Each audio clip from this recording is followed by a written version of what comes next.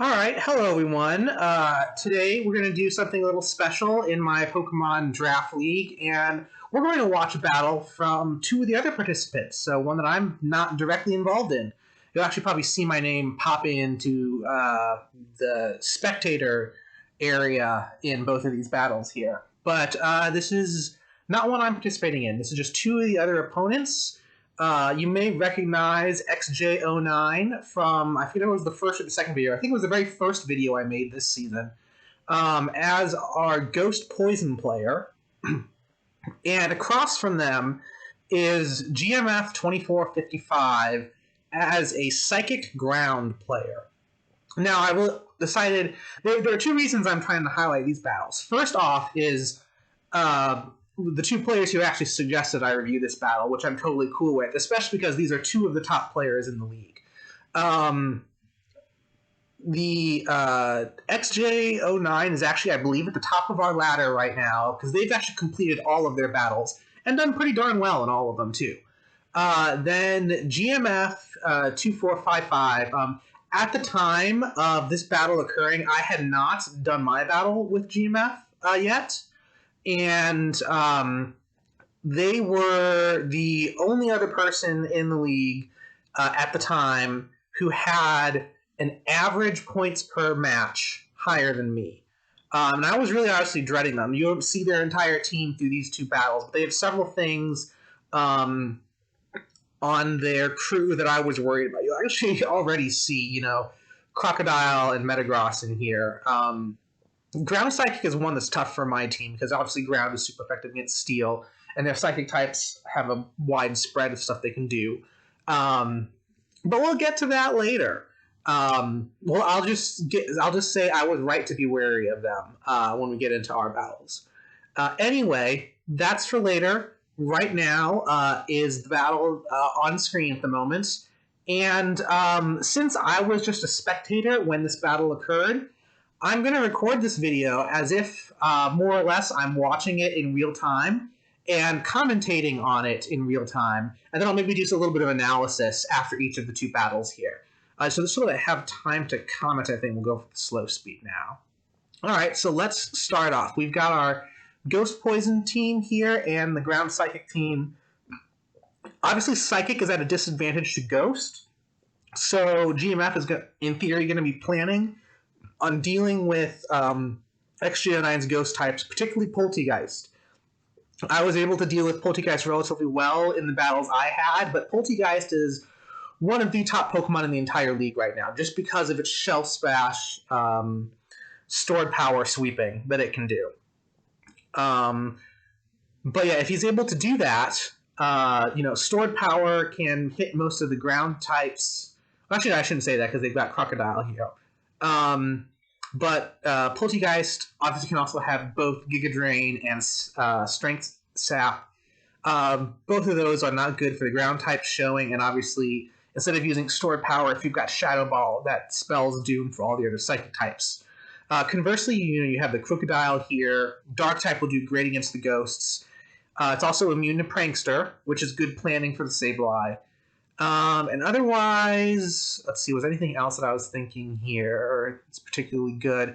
Actually, I brought their Roserade, and that was an interesting choice simply because of the Psychic type of GMF. But of course, I'm guessing XJ09 went to the grass to counter some of the ground. So a lot of different dynamics here at play, and we'll see how it goes.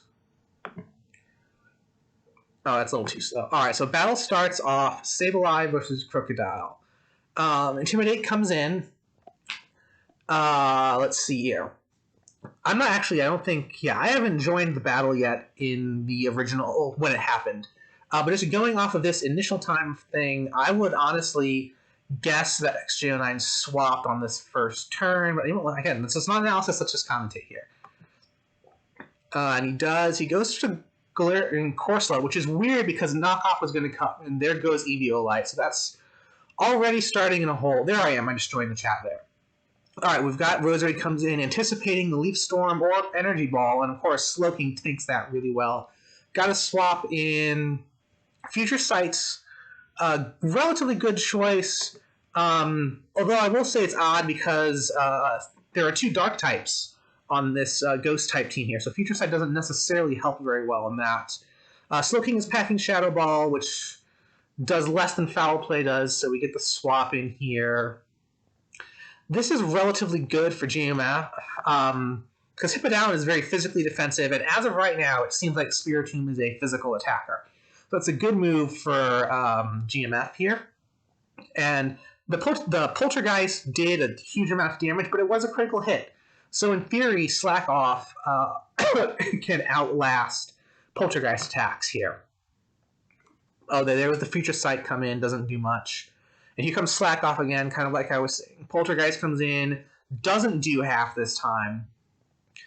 So Extra-9 has to think of something else to do. Foul Play does a little bit, actually does less than Poltergeist does, so got to get a good swap in there. Here comes Poltegeist. So Shell Smash comes in kind of as expected. And here's the one thing where GMF planned really well. Oh, not quite. You got the crunch in at the moment. Giga Drain actually tanks the Giga Drain. And there comes Whirlwind. And that phasing is the big thing that GMF did in an attempt to plan for Poltegeist. Sableye gets a burn off, but against a tanky leftovers thing like Hippowdon, it's not going to help much. Roserade comes in to threaten Hippowdon at the same time Crocodile comes in. You get another swap. Same thing that happened before. XGO9 is not going to get a lot of advantage that way. Shadow Ball comes in. Does a good amount on Sableye. As long as Sableye has recovered, there's not too much to worry about. Will-O-Wisp doesn't work because Dark types are immune to Prankster, and that's a big disadvantage for XGO9, especially now that their Corsola is gone, because Corsola could have also done Will-O-Wisp, and it's not Prankster, so it could have gotten Crocodile. But now you've got a Crocodile that cannot be burned by anything that XJ09 has, and that's a really big threat. We don't necessarily know if it's Scarfed or Life Orbed or what else not. Knockoff comes in, kills the Spiritomb, we're already in a hole, and we're going to just get the same Galarian. Yep. XJ09 anticipated it that time, but obviously, as you can see, Slowking just tanks the non-stab Shadow Ball from Roserade. Not much XJ09 can do at this point to break through Slowking. And he does a little bit of an anticipation there of the swaps. And XJ09 just loses a Pokemon right there. So now Poltegeist can do something here.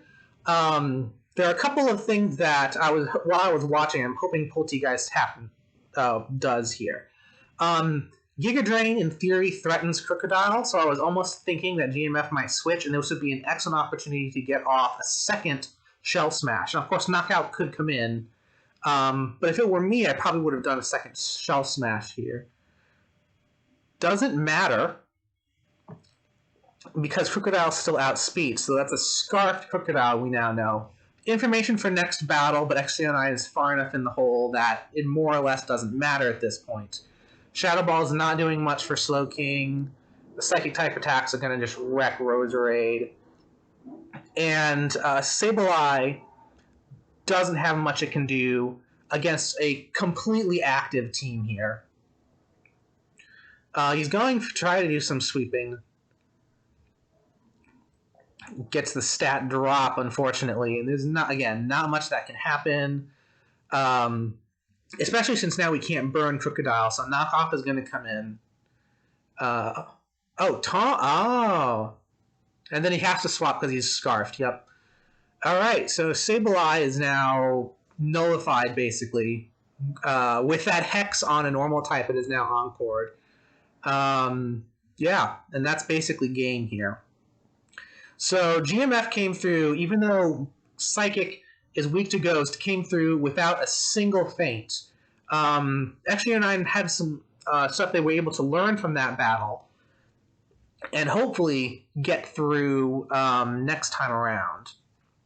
He's doing some good stall here, but not much he could have done without making a few of the mistakes that he wouldn't necessarily have known. Now, doing the Will-O-Wisp on Crocodile a while back, that was a swap, so I can't blame him too much for that.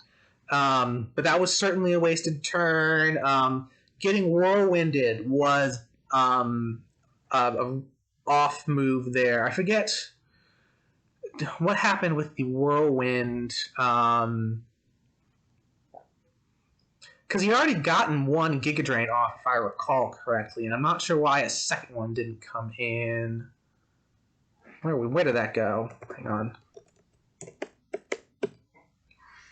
So yeah, okay, so it got one off. Yeah, so just the one didn't even come in the first off. Came in on the second turn. I'm surprised that the Giga Drain didn't make the kill, but I guess it's not stab. And that was just one tanky Hippowdon. And I guess I should say right now, if it sounded like I was a little bit more on the side of XJ09 instead of GMF, as I mentioned at the beginning of the video, I've already beaten XJ09. I hadn't played GMF at the time of this battle, and they were basically the only person ahead of me. So I was kind of scared of them and hoping XJ09 can take some of the stuff on. So, no shade on GMF here. Just cheering for... I don't even want to say the underdog, because XJ09 has also done very well this season. But I like leagues where there's lots of parity. This is a big issue that I have with some of the soccer leagues that I follow. American leagues generally have parity. European leagues generally do not. So I like seeing a good mix of results going through when I can. Anyway, so that's the first battle, and that's also a little why I'm somewhat more on the side of XJ09. I'm not a fully neutral spectator here. So now we got to see what's happening next. GMF comes in with the exact same team.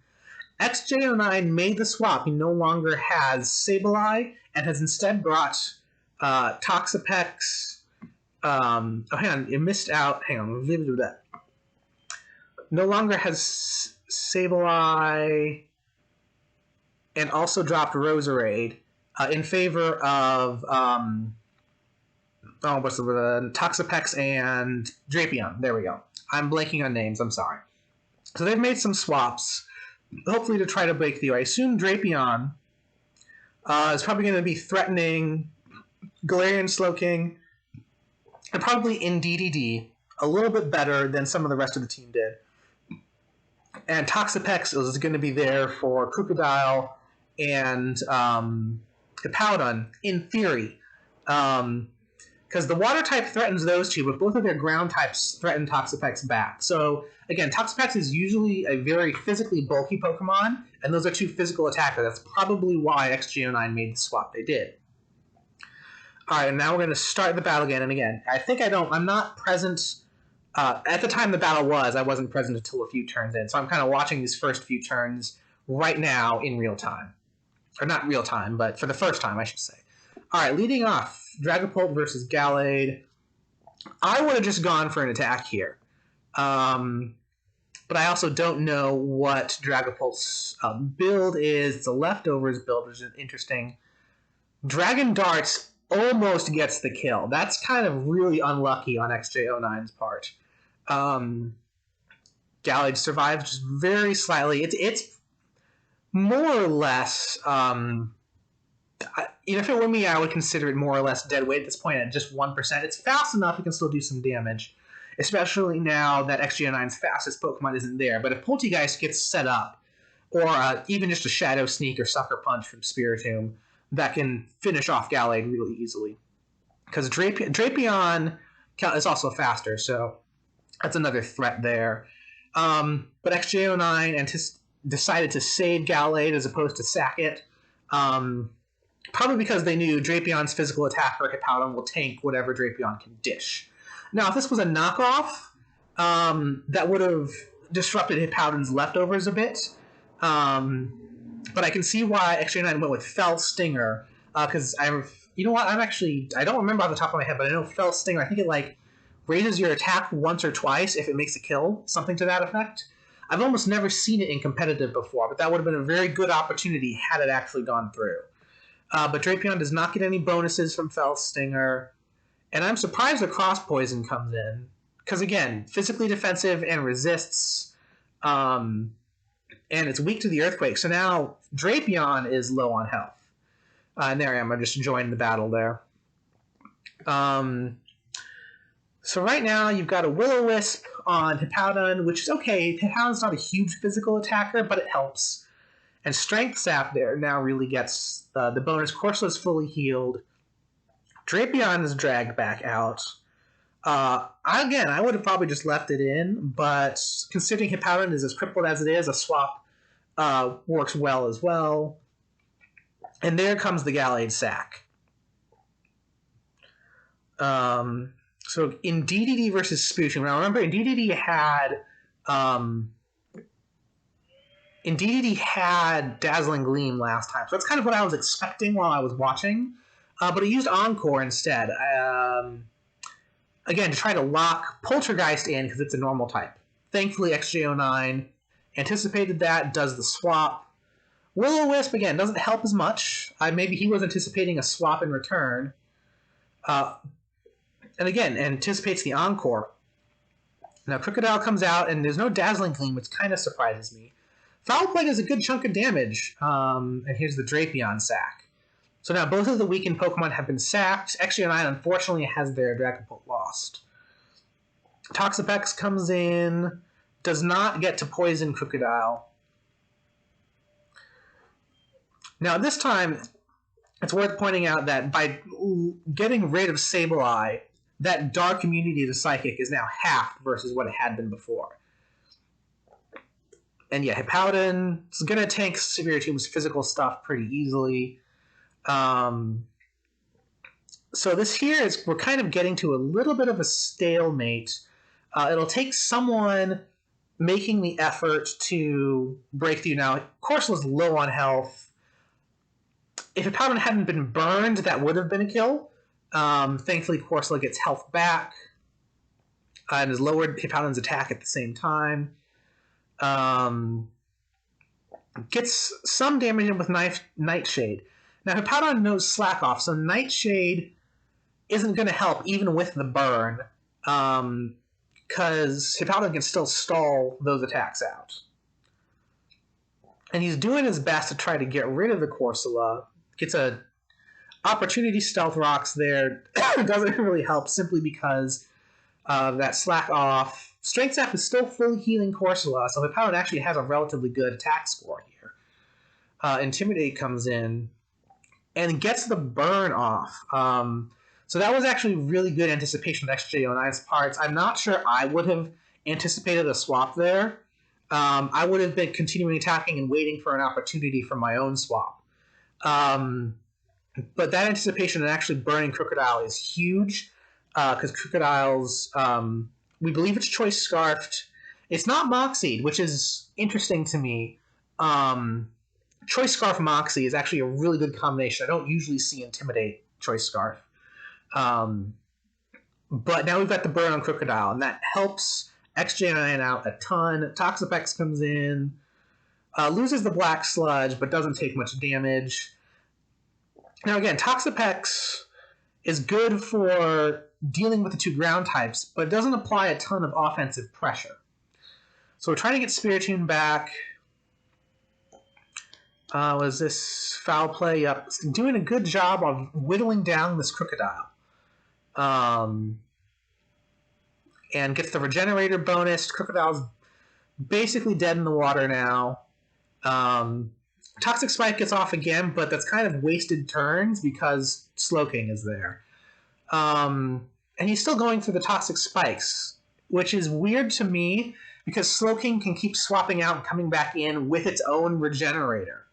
And he's doing a good job of predicting XJ09's swaps here. And now Spiritomb's taking chip damage from the Sandstorm. And again, so we're here just, again, we're starting to reach back into that kind of stalemate.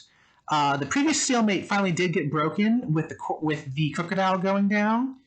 But there's not a ton going on here right now. You know, we're 36 turns in at this point, so we're quite a ways in. Muddy Water is really nice. I'm curious, though, why Muddy Water instead of Scald. I I guess the chance for an accuracy drop was something XJ9 was hoping for, but usually the chance of burn is better, especially considering how many physical attackers GMF had on their team. So that was something I was kind of questioning from XJ09 here.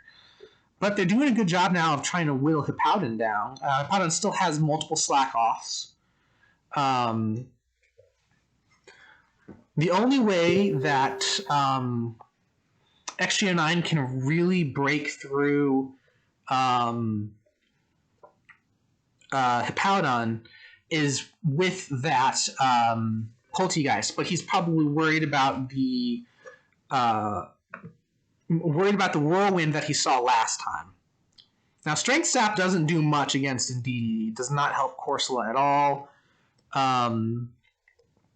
Comes in the Spiritomb trying to save Corsola, but now Spiritomb's all weakened off. Shadow Ball is just wrecking most of XJ09's team. And Corsola goes down.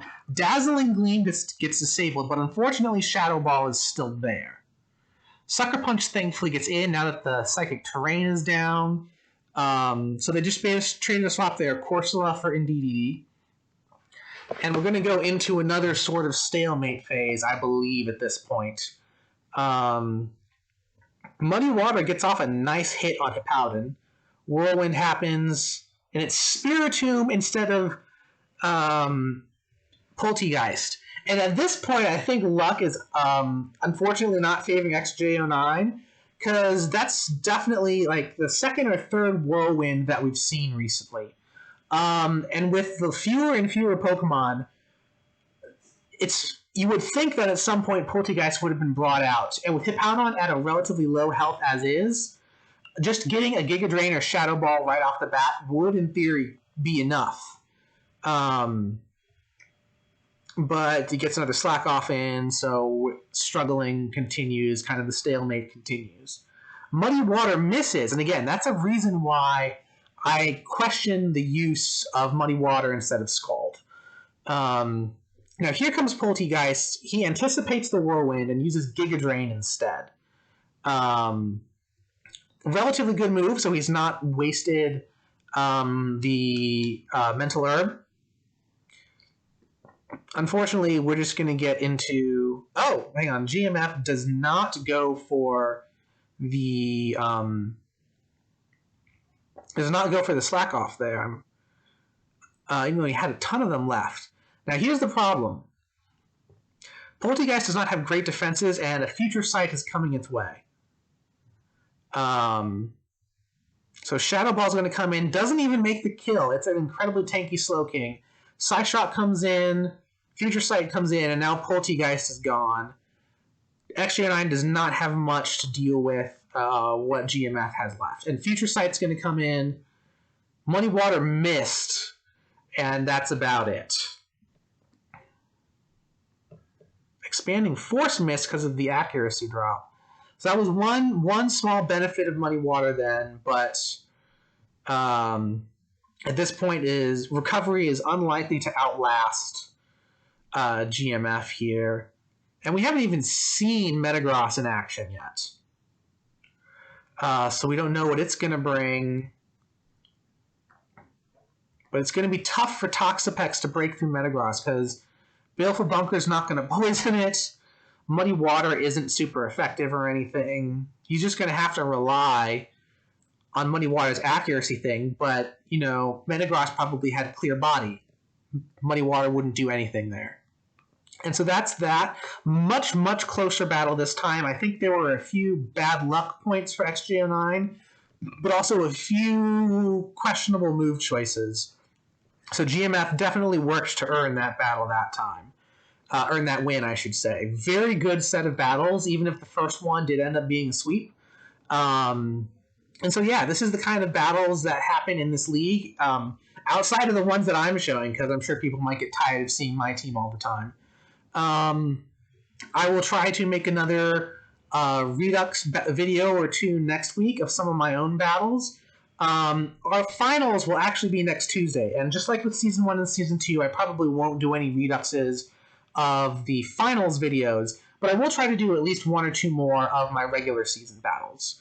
But yeah, that's what I've got for now, and I hope you guys enjoyed watching another battle of this and just hearing my commentary on it as opposed to my own personal strategy on my own teams. Yeah. I hope to see you guys again. All right. Bye.